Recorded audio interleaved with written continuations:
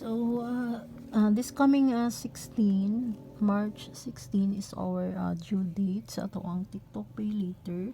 So, pwede ra sabta anak mga langga magkuha daan og order payment, mga ingana bitaw langga. So, click lang nato ang TikTok app nato no para makabayad ta karong due 16.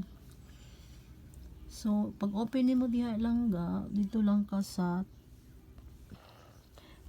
moadto sa shop. Tapos, diri din ka sa babaw. Diri sa pay later. Click lang nimo ang pay later and then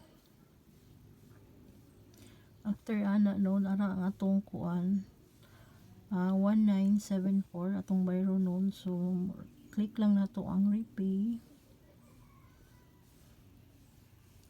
1974, so continue.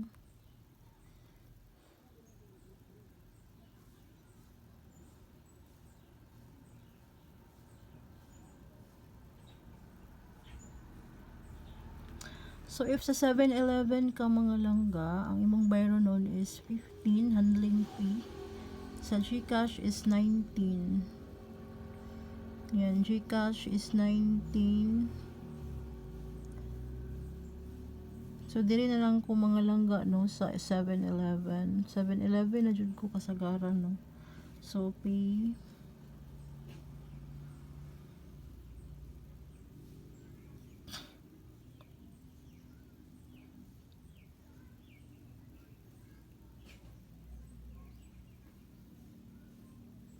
So, mauna na siya mga langga. Waiting for payment. Yan, tapos copy. Kapihon lang nimo na siya ang code. Or pwede sa i-screenshot.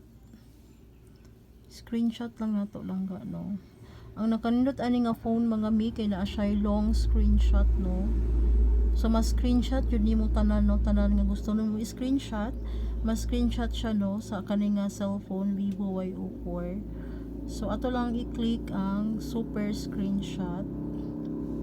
Tapos na kay mapilian dira screenshot, record, screen, long screenshot. Mo na yung mga features sa Vivo Y04 mga minga ganahan jud ko, no. So, diri no sa long screenshot,